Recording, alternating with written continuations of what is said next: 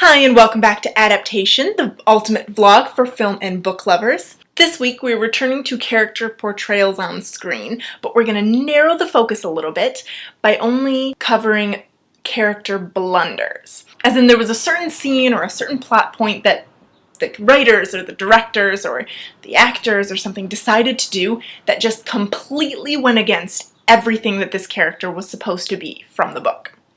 Pretty simple, right? And with that explanation out of the way, I'm just going to start our list by mentioning the most obvious one. Let me read you a little something. "Did you put your name into the goblet of fire, Harry?" he asked calmly. Now, let's see how different that is from this. "Harry, did you put your name into the goblet of fire?" I almost feel like this explanation isn't even warranted because I'm pretty sure the entire fandom knows why this is such a big character blunder. But here we go. In both the book and the movie, this scene is one of heightened tension. I mean, Harry's name has just been chosen as the 4th champion in the Triwizard Tournament.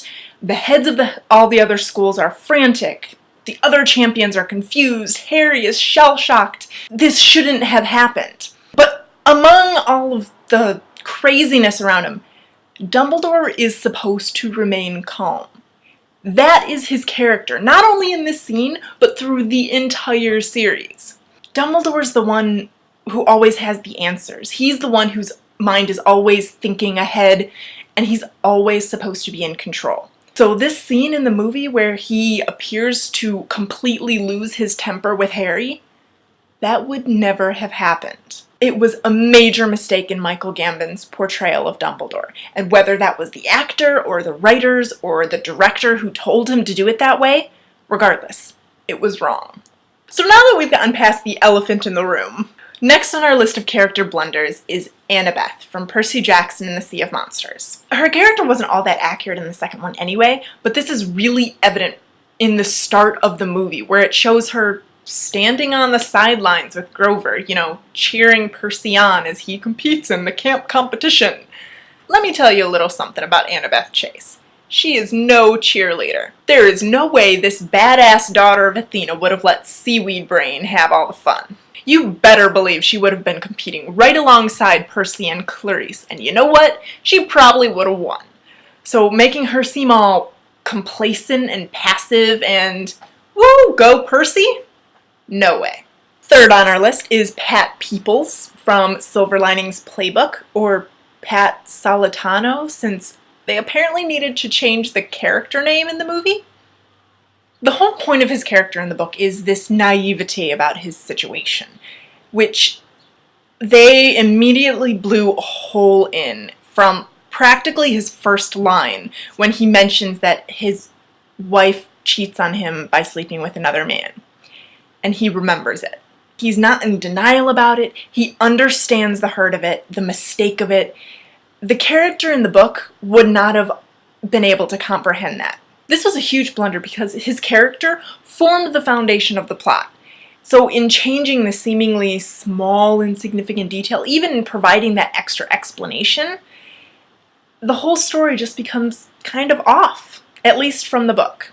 Our next character blunder was in Charlotte Lucas from the 2005 Pride and Prejudice. There's a moment when Lizzie is visiting her and Mr. Collins when she joins in his ridiculous frenzy about the Honorable Lady Catherine de Bourgh. That didn't mesh with who Charlotte was supposed to be. She's sensible and she's highly aware of her husband's ridiculousness. Most of the time she's embarrassed by him, which, granted, isn't all that great for her marital felicity. But for her to be saying, "Oh, how wonderful! Lady Catherine has invited us to dinner. Elizabeth, don't worry about your clothes. Just put on whatever you've brought that's best." Don't put Mr. Collins' words in Charlotte's mouth. That's just not respecting Jane Austen's character. And last on our list of character blunders was in the motivation behind the Wicked Witch of the West in Oz the Great and Powerful. Mila Kunis could have been awesome if her character's turning point hadn't been getting her heart broken by a guy she'd only known for 3 days. I mean, we know she started out naive and trusting, but they made her witchiness evolve from a seemingly trite connection and betrayal. A better evil transformation could have come from maybe finding out her sister had been lying to her and manipulating her for years. There's more there. But then I guess that also could have been counterproductive in weakening her ties to her sister, you know, the Wicked Witch of the East. That was awful. And that wraps up our list for character blunders. As always, let us know what you think by commenting below. We always like to take part in a little rant, as evidenced here. Plus, you can find links to our blog, Twitter, Tumblr, and Facebook pages. And if you like what we have to say, check out our other videos and listen to our podcasts on iTunes. Thanks for tuning into Adaptation. Hope to see you next week. And until then, stay true to your character. Sorry, I almost threw up a bit.